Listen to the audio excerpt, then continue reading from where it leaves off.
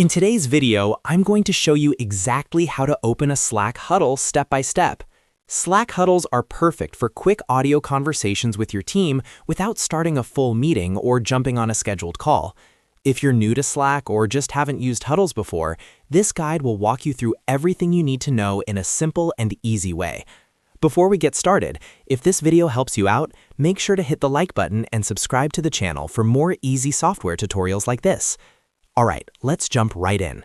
To begin, open your web browser or Slack desktop app and go to your Slack homepage. Make sure you're logged into the workspace where you want to start the huddle. Once Slack loads, you'll see your channels listed on the left-hand side and the main conversation area in the center.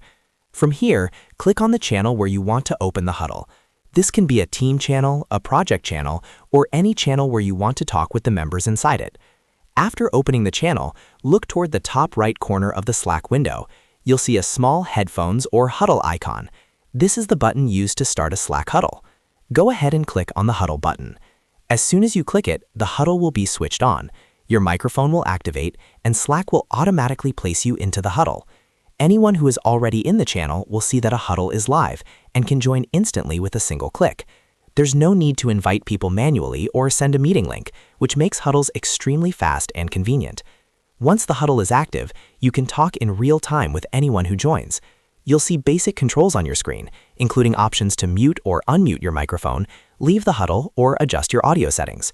If you want to share your screen or react during the conversation, Slack also provides additional options directly within the huddle interface, depending on your workspace settings. One important thing to remember is that Slack huddles are designed to be lightweight and informal.